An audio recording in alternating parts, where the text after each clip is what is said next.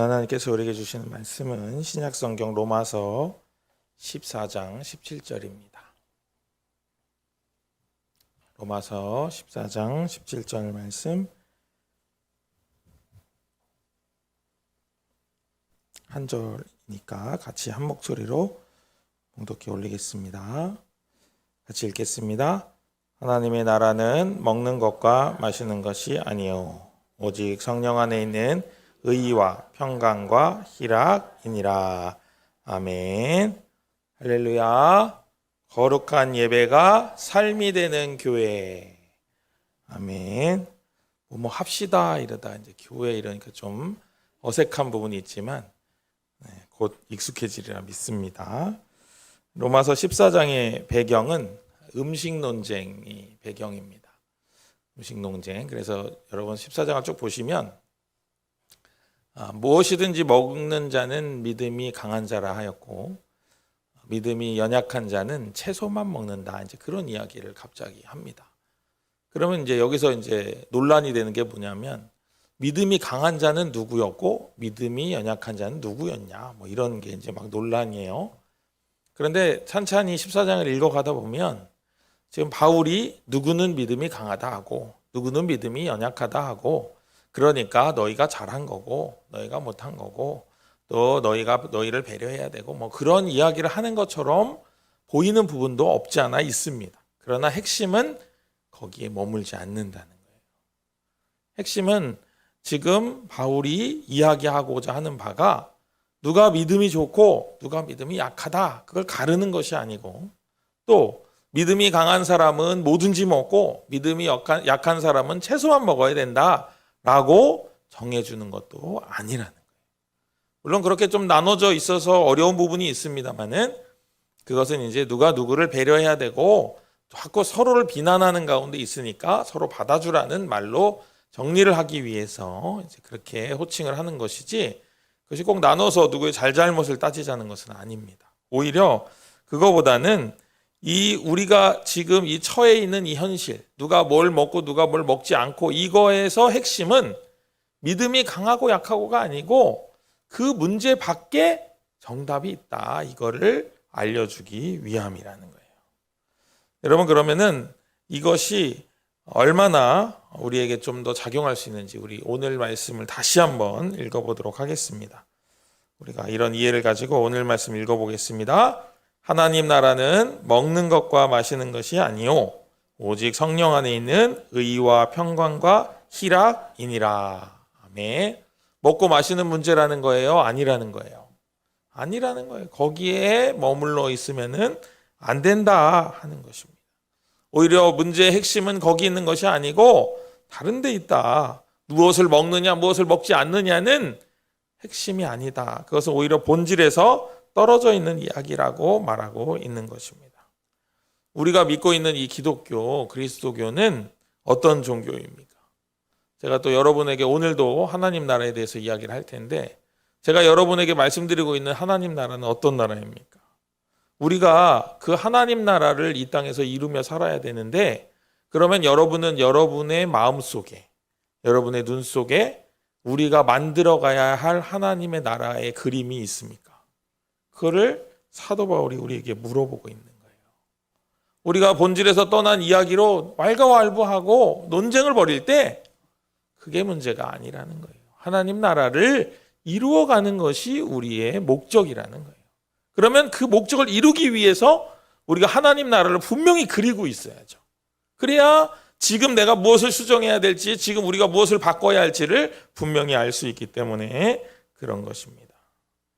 우리는 교회를 다니면서 예수님을 믿으면서 어디를 바라보고 있냐 하는 거예요. 여러분 어디를 바라보고 계십니까? 예수님 믿으시면서 어디를 바라보고 계십니까? 여러분은 지난 시간 동안에 지난 한 해 동안에 무엇을 생각하느라 시간을 제일 많이 보내셨어요? 예수님의 십자가입니까? 아니면 나에게 주어진 어떤 이익과 불이익 때문에 생겨난 기분 나쁨입니까? 그것을 지금 우리 바울이 우리에게 정면 도전하고 있는 거예요. 이 땅에 구름같이 허다한 예수의 증인들이 있지만 과연 우리는 그 증인들 속에 있느냐 있지 않느냐 이거를 우리에게 물어보고 있는 거예요. 예수의 증인으로서의 삶을 살고 있느냐? 아니면 나에게 주어진 상황 때문에, 나에게 주어진 형편 때문에, 그것 때문에 주님 앞에 나오고 있는 것은 아닌지 바울이 우리에게 질문하고 있는 것입니다. 우리가 작은 일을 따지기 시작하면은 큰 일을 놓치게 되고, 우리가 겉모습에 관심을 가지게 되면은 속에 담아야 할 마음을 잊어버릴 때가 있어요. 여러분, 제가 이제 부교육자잖아요. 그렇죠? 부교육자들이 제일 힘든 게 뭐냐면은 뭔가를 이렇게 맞춰가는 게 힘들어요. 어려운 일이에요. 근데 그걸 맞춰가려다 보면은 마음을 잃어버려요. 내가 어떤 마음인지를 자꾸 놓쳐요. 내가 이 순간 어떤 마음이어야 되는지를 자꾸 놓쳐요. 준비를 하느라고 준비하는데 급급해가지고 내가 주님께 드려야 될 내 마음은 별로 준비하지 못하는 거예요. 오히려 행사가 잘 끝나면 기분이 좋은, 별로 크게 이렇게 뭐 잔소리가 안 나오면은 다행인, 이런 상황으로 자꾸 가는 거예요. 이 행사를 통해서 하나님이 얼마나 기뻐하실까, 내가 하나님을 기쁨을 드리기 위해서 내가 이걸 준비해, 이런 개념보다는 오히려 다른 사람의 잔소리를 듣지 않기 위해서, 또는 행사가 원만하게 진행되기 위해서 아둥바둥 하다 보면은 많은 것을 놓치게 되는 거예요. 우리도 그럴 때가 있다는 거예요. 주방에서 식사 준비를 하느라고 예배의 진정 드려야 될 마음을 놓치는 거예요. 그럼 52주 중에서 한 주를 빼먹게 돼요. 교회에 와 있어가지고 끝나는 게 아니잖아요. 교회에 와 있어가지고 우리가 예배를 드리는 게 아니잖아요. 하나님께 예배를 드리고 마음을 드려야 되는 거잖아요. 제일 중요한 게 마음이잖아요.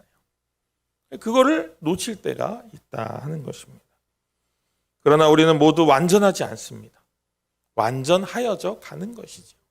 그러니까 하나님도 우리를 이해하시는 거예요. 누가 앞서는 것도 아니고 누가 뒤서는 것도 아닙니다. 오직 그리스도 예수 안에서 하나님과의 관계가 우리에게 더 중요하다는 그 사실을 붙잡고 나아가는 거예요. 우리는 하나님 안에서 더 큰 친밀감 속으로 스며들어 가고 있는 거예요. 거기에는 누가 더 많이 스며들었다, 누가 더 적게 스며들었다, 그거는 아무 의미가 없는 거예요. 우리가 종종 이런 얘기를 해요. 믿음이 좋다. 누구는 믿음이 좋다. 그는 외형적일 수 있어요. 우리는 그 안에 있는 진짜 믿음을 알 방법이 별로 없어요.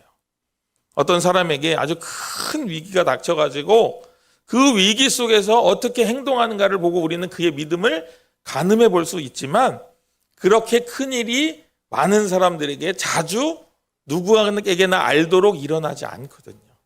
그것은 오직 누구만 알아요? 하나님만 아시는 거예요. 그러니까 우리는 믿음이 좋다라고 말하지만 믿음이 드러나지 않기 때문에 외형적으로만 보는 것일 수도 있다 하는 것입니다. 바울은 음식 논쟁 가운데서 로마 교회에 하나님 나라는 먹고 마시는 데 있지 않다라고 결론을 내리면서 우리에게 집중해야 될 중요한 단서를 그 뒤에 구절에 남겨놨어요. 그게 뭐냐면 첫 번째로 성령 안에 있다는 거예요. 성령 안에. 따라해 보겠습니다. 성령 안에. 여러분, 제가 하나 물어보겠습니다. 여러분, 성령 안에 계십니까? 네, 아멘 소리가 굉장히 갑자기 약간 자신감이 없으시죠? 성령 안에 있으십니까? 네. 성령 안에 있다는 건 그럼 뭐예요? 뭘 말하는 게 성령 안에 있다는 거예요? 그냥 내가 느낌적으로 성령 안에 있는 것 같다, 혹은 뭐 내가 마음이 따뜻하다, 뭐 이런 걸 의미할까요? 제가 생각할 때는 나는 너무나도 싫은 일을 성령께서 나에게 부탁하실 때 그것을 네 하고 순종할 수 있을 때, 그게 성령 안에 있다라고 생각이 되어집니다. 제가 몇 주 전에 코리텐범 여사에 대해서 말씀드렸는데, 자기의 사촌 누나를 성폭행해가지고 죽게 만든 독일군 병사를 용서하라고 하는 성령의 마음의 주심을 처음에는 막 거절했지만, 이것이 내가 너에게 부탁하는 게 아니고 명령하는 거다라고 말씀하셨을 때 그 명령에 순종하겠습니다 하고 자신의 마음을 내려놓는 그 상태, 그게 바로 성령의 권위에 완전히 순복하고 성령 안에 거하는 거예요. 주님께서 말씀하시기만 하면 완전히 따르겠다고, 결코 변하지 않겠다는 의지를 가지고 있느냐, 이 물음이 바로 성령 안에 있습니까 하고 묻는 거예요. 그런 마음이 있다면 우리는 예수 그리스도를 정말 따르고 있다라고 말할 수 있게 되는 거예요. 우리가 예수 그리스도를 따르고 하나님의 명령, 말씀에 순종해야만 하나님 나라의 백성이 된다라고 제가 말씀드린 적이 있습니다. 하나님 나라의 통치에 따르는 자만이 하나님 나라의 백성이 되기 때문에 그래요. 여러분 생각해 보세요. 하나님 나라의 통치 하나도 안 따르면서 어찌 하나님 나라의 백성이라 말할 수 있겠습니까? 그는 잘못된 말이죠. 여러분 한번 상상해 보십시오. 여기 우리 서천교회가 하나님 나라인 거예요. 여기 교회가 하나님 나라인 거예요. 여러분 상상해 보세요. 그런 상황이 됐는데 여기 들어오려면은 사랑의 증표가 있어야 돼요. 왜 그러냐면 하나님이 사랑하라고 하셨기 때문에 그 증표를 가져와야 되는 거예요. 그런데 그 사랑의 증표가 각각 사람마다 다 달라요. 모양이 다 틀려요. 하나가 아닌 거예요. 그거는 오직 하나님만 아시는 거예요. 그런데 그 사람 중에 어떤 사람에게 하나님이 누구를 지목하고 너가 이 사람을 사랑했냐라고 물어볼 때 네 하고 대답할 수 있는 증표를 만들어 오라는 거예요. 그러면 여러분 어떻게 반응하시겠습니까? 지금 여러분 마음에 성령께서 누군가를 생각나게 하실 때 그 사람에 대한 사랑의 증표를 만들어 오라 하실 때 여러분 어떻게 반응하실 수 있겠습니까? 그 사람을 너무나도 싫을 수도 있어요. 또 너무나도 애처로울 수도 있습니다. 또 너무나도 나와 맞지 않을 수도 있습니다. 그런데 하나님이 그를 사랑하라고 하시는 그 말씀에 순종하겠습니다 하고 나를 내려놓을 때 바로 성령께 순복하는 삶이 된다는 거예요. 얼마 전에 이제 하나님의 부르심을 받고 돌아가신 분이 있습니다. 그분이 누구냐면 로렌 커닝햄 목사님이라는 분이 있어요. 전 세계적으로 유스 미션으로 유명한 예수전도단이라는 단체를 설립한 목사님입니다. 그 목사님이 그렇게 엄청나고 위대한 일들을 행하는 첫 번째 단계일 때 여러 교단의 목회자들을 모아서 자신의 비전을 나누고 이런 선교단체를 만들어야 된다라고 얘기를 했습니다. 그랬더니 각자의 교단의 성격과 선교의 방향이 맞지 않으므로 그 일들을 이루어질 수 없을 거라고 다들 말하는 거예요. 로렌 커닝햄 목사님이 집으로 돌아오는 길에 가로등 밑을 지나면서 밤에 하나님께 이렇게 말합니다. 하나님, 목사들이 맞나 싶습니다. 저들이 목사가 맞나 싶습니다. 하나님의 뜻대로 일하자고 하는데 교단의 일을 들먹거리며 일하지 않으려고 합니다. 하나님, 저는 저들이 정말 마음에 들지 않습니다. 이렇게 말해요. 그랬더니 하나님의 음성이 그의 마음에 들려옵니다. 로렌, 나도 너가 마음에 안 든다. 이렇게 얘기하시는 거예요. 무슨 말이에요? 나도 하나님 마음에 100% 드는 게 아니라는 거예요. 내가 남을 정죄하고 내가 남을 판단하고 내가 어떤 사람을 하지만 그건 내 기준일 뿐인 거예요. 하나님도 내가 마음에 들지 않는 거예요. 나는 그럼 하나님 마음에 100% 드느냐? 그게 아니라는 거예요. 그럼 우리가 뭘 해야 돼요? 하나님과 나와의 관계에서 내가 하나님 마음에 들도록만 노력하면 돼요. 우리는 그것만 열심히 하면 돼요. 우리가 다른 사람을 평가할 필요가 1도 없는 거예요. 불필요한 일이라는 거예요. 두 번째로 의의가 있어요. 바울이 남긴 단서 의의가 있습니다. 하나님 나라는 오직 성령 안에서 의와 이렇게 들어가죠. 의의가 있어요. 우리가 하나님 나라와 하나님의 의의를 구합니다. 하나님의 의의는 하나님의 뜻을 말해요. 하나님께서 어떤 상황에서 어떤 의지를 갖도록 하시는 것을 의미하는 이 의의라고 하는 단어를 말하는 거죠. 우리가 믿는 그리스도 기독교는 자신의 옳고 그름을 말하는 종교가 아니라는 거예요. 다 하나님의 의의를 따라가는 거예요. 우리가 말하는 옳고 그름은 필요가 없는 거예요. 우리는 항상 하나님의 의의를 바라봐야 되는 거예요. 하나님의 의의를 우리가 온전히 바라본다면 우리는 침묵할 수밖에 없습니다. 나의 판단과 나의 의지와 나의 경험은 아무것도 아니라는 것을 알게 돼요. 여러분 한번 생각해 보세요. 내가 하나님보다 지혜로울 수 있나요? 내가 하나님보다 지혜로울 수 있나요, 여러분? 저 말고요. 여러분이요.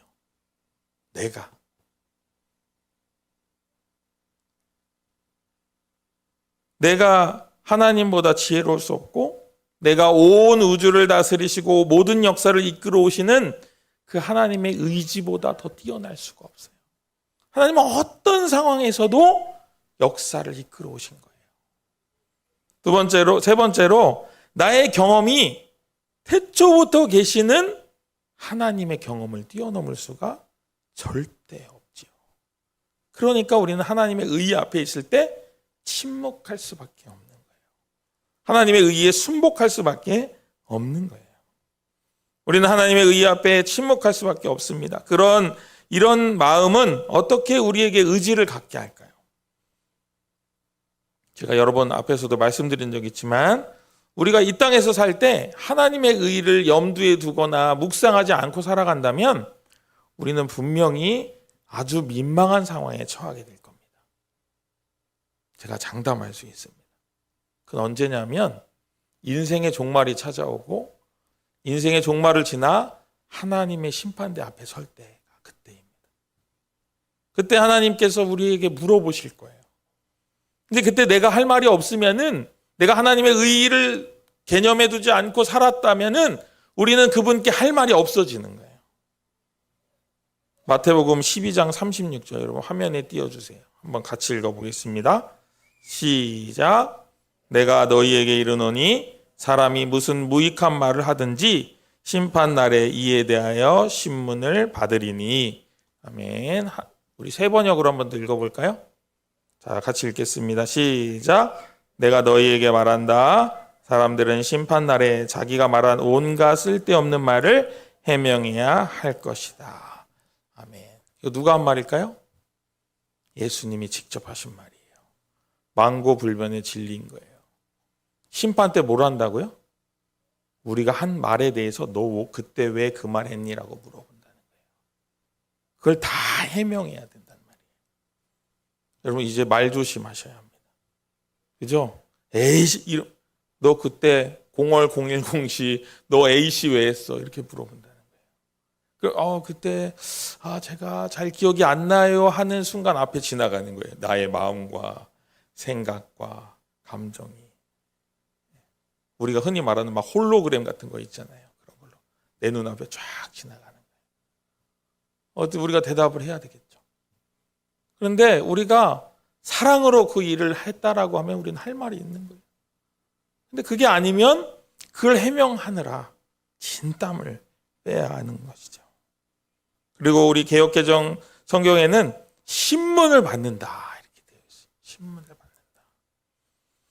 우리가 쓸데없는 말을 한 것도 신문을 받아야 할 판인데, 여러분 우리가 육체일 때 했던 일들을 하나님이 물어보지 않으실 리가 없는 거예요. 우리가 이것을 염두에 두고 살아야 되는 거예요. 내가 하나님 앞에 가서 너 뭐 하다 왔니? 이렇게 물어볼 때 내가 할 말이 있어야 되는 거예요. 이어서 37절에 예수님 이렇게 말씀하십니다. 같이 읽겠습니다. 너는 내가 한 말로 무죄 선고를 받기도 하고 유죄 선고를 받기도 할 것이다. 여러분 무죄 선고 받고 싶으시잖아요. 그렇죠? 여기서 유죄 선고 받고 싶은 분 계세요 혹시? 저는 지옥이 더 좋은 것 같아서 거기 빨간데 거기가 더 좋아요. 막 이러실 분 있어요? 없잖아요. 우리의 마음이, 우리의 생각이, 우리의 행동이 하나님의 의의를 염두에 두고 살아야 되는 인생이라는 거예요. 다 같이 우리 가슴에 손을 얹고 한번 말해봅시다. 나는 하나님 앞에 해명할 말이 있는가? 있으세요? 오늘부터 만들어 가셔야 됩니다. 지난 일은 다 끝났어요. 이미 없어요. 못해. 이건 못 돌려. 그러나 이제부터 하면 돼요. 이제부터 바뀔 수 있습니다. 하나님의 의 앞에 적나라하게 드러나는 나의 마음과 나의 의도와 나의 생각들이 흘러가는 상황에서 내가 하나님 앞에 할 말을 만들어가는 인생이 되시길 바랍니다. 그게 하나님 나라의 백성이에요. 하나님의 눈치를 보고 하나님을 두려워하며 사는 삶이에요. 그게 하나님을 경외하는 자의 삶인 것입니다. 그렇게 한다면 우리는 모두 겸허해질 수밖에 없는 거예요. 우리는 하나님 나라에 사는 그리스도인입니다. 우리는 우리의 의로 사는 것이 아닙니다. 우리는 하나님의 의로 사는 인생입니다. 우리가 하나님의 의로 산다면 우리는 떳떳해질 수 있습니다. 하나님의 의에 합당하도록 내가 노력하며 살면은 나는 떳떳해질 수 있어요. 그러면 뭐가 찾아올까요? 평강이 찾아와요. 평강이 찾아와요. 여러분, 제가 앞서 제가 부교육자여서 막 뭘 준비하느라 그런 게 이제 힘들다 어렵다 했잖아요. 준비를 잘 해놓으면 어떤 마음이 들까요? 준비를 잘 못하고 막 허덕허덕 하면은 누가 볼까 무서워요. 누가 올까 무서워. 그런데 준비를 잘 해놓으면 어떤 마음이 들까요? 누가 좀 왔으면 좋겠어요. 누가 좀 왔으면. 좀 나 좀 봐줬으면 좋겠어요. 어떤 마음이에요? 평안한 마음이에요. 거칠 게 없는 떳떳함이 우리 안에 있는 것이죠. 의와 평안은 같이 다니는 거예요. 내가 의로우면은 평안한 거예요. 내가 의롭지 못하면은 평안하지 못한 거예요. 우리가 이 평강을 소유하게 되시기를 간절히 소망합니다. 마음에 평강이 있다면 여러분, 우리 입에서 뭐가 나올까요? 불평이 나올까요? 찬송이 나올까요? 찬송이 나오죠. 여러분 막 생활하시는데 갑자기 어느 날 그냥 갑자기 어느 순간 나를 딱 봤더니 내가 막 찬송 부르고 있어요. 여러분 마음에 평안과 감사가 있는 거예요. 오늘 하나님이 나와 함께 하시는 그 마음이 따뜻함으로 하루하루가 떳떳하고 평안하고 그렇게 살아가는 인생이 된다 하는 것입니다. 이것이 바울이 얘기한 희락입니다.